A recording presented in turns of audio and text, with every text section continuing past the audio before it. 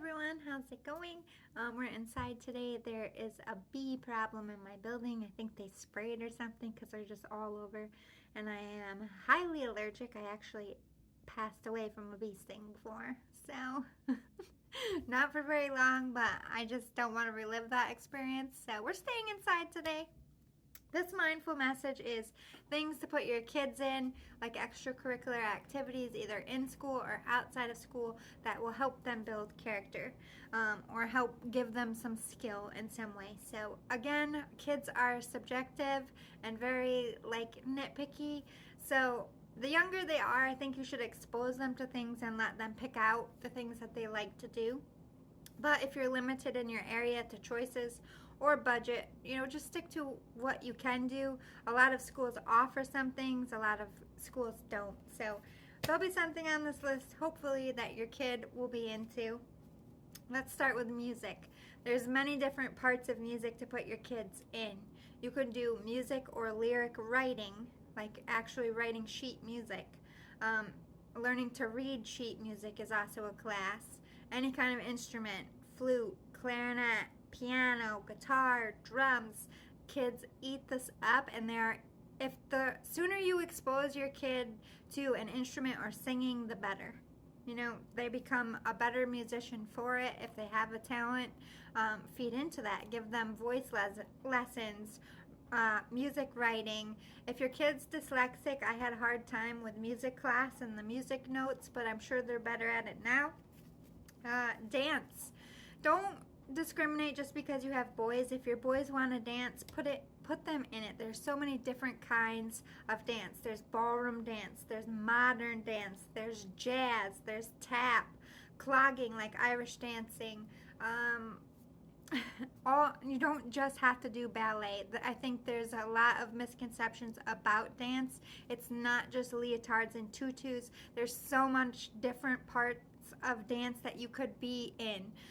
You could be a choreographer, and not be a dancer yourself, just design the dances. You got to learn the dances to be a designer. And just to know how to dance, they can, dance with their dates later down the road. They do cover it in most high schools, at least they used to. Slow dancing, basic slow dancing, which was highly awkward as teenagers. But a new thing kicking up is line dancing. You could actually do that with your kid or as a family. We need more male dancers out there. They lift the ballerinas up. They do a lot of the heavy lifting that make these dances amazing. And, the world kind of discriminates against male dancers, and I hope we outgrow it. Just FYI, PSA out there. Anyway, gymnastics, figure skating. Okay, I live in a cold place. A lot of the time you could probably figure skate outside, not that you would want to, the wind is bitter, but there are more ice rinks in the north. It really depends on if you have an ice rink around you, if you're in the south, but figure skating is such a fine art, and one day they could go to the Olympics. You're building skills, you're teaching them confidence, like when they fall and they get back up, they can do hard things. Figure skating is great for that, or just ice skating in general, hockey even. Trapeze. This is a new thing. That's like where they roll down the ribbon. Trapeze. The circus people, Circus of Lake type of stuff. You can actually get your kids very young into that because they're very flexible, and if they learn while they're flexible and young. Sorry, this filter keeps whatever. I'm not trying to hide my real face. I just like the eyelashes on this one. Rock climbing is also a new thing taking with kids. They have indoor places. I would probably gear more towards that because they're little and they put them on harnesses. So if they fall, they're not really hurting anything. Dance teams, like the people that are in the elementary football programs, Pop Warner, they have the dancers come out and do the halftime stuff, or you can be a cheerleader. Boy or Girl Scouts. This is great for making friends, learning life skills, learning how to make money and save money, or any kind of kids club. They have like religious kids clubs based on any kind of religion you could think of, sports club, math club, anything like that. Any kind of sports through your public school system would be great. They all build a great team building set of skills in your kid. It challenges them, it gets them healthy and fit. But you can also, if you don't have a public school system, you can do private leagues. They're more money, you have to pay in to get your kid in, but if your school doesn't offer many sports programs, or if they don't make the team, or there's not enough people or whatever, you can try the private sector of sports. Book clubs or school clubs like DECA, math club, science club, chess club, newspaper club, the morning news club. I know a lot of schools have their own morning shows now, especially middle schools and high schools. Stage crew, makeup and hair for stage crew, improv classes or theater or acting classes. Kids scoop this up. It helps them be able to talk to people and have confidence. Maybe they'll grow up and be a boss and have to public speak, and they'll remember it and lean on these skills. Anything in backstage, like lighting, sound, stage work, building props, painting, anything like that. Newspaper, like I said, if your kid's school has a newspaper, get them to try to write an article and submit it, or be a part of that process of journalism. Filmmaking, I know some high schools are starting to introduce that as well.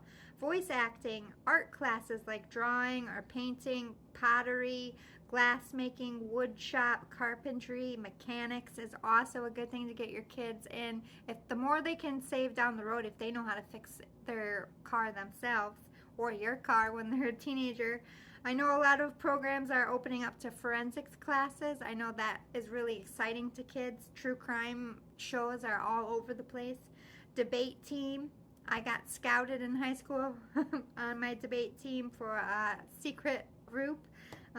So you never really know who's listening at those debates. Class president, or in the leadership like treasurer, vice president, getting your kid to run and be a part of politics in their own school world, teaches them how real politics work, and maybe they'll grow up to be a president one day. Line dancing, oh, I already did that. Ballroom dancing, fencing, wrestling, karate, jujitsu, ninjutsu is my favorite, but that's a dying art, I feel. Boxing or kickboxing all teaches them how to protect themselves, raises their confidence, and actually defers them from being a bully. Karate taught me a lot of respect and respecting others. Sewing, knitting, and quilting. This is something that I think us new age people are forgetting about, but we love, like real baby blankets. You could make a lot of money selling baby blankets on the side. Photography or any kind of video editing or gaming. A game coder or a game creator. They have classes for kids in like YMCAs and stuff. Cooking or baking classes as well. Writing classes or public speaking classes. Cleaning up litter or volunteering, feeding the homeless, Meals on Wheels, getting them active in their community does teach them a lot. Design or clothing making classes, learning to use a sewing machine. Decorating or interior design. Inventing or engineering stuff. They have camps, they have classes. If none of these are offered in your high school, Google, because sometimes you can pay for things a lot cheaper online. It's like a video, sorry, hiccup, that your kid has to watch. But kids these days are really good at learning from a screen because of COVID. So I wouldn't, like, maybe back 10, 20 years ago, I'd be like, no, it's more beneficial for them to be in person. But these kids really got used to teaching themselves, so much so that getting them to go back to school was hard. So lean into that and look online if you don't have much in your community, or if you can't afford it, look for cheaper options online.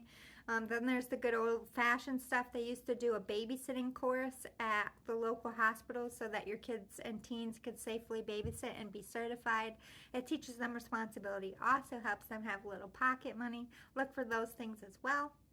I hope this was helpful, and I will see you all again soon. Bye, guys. Love you.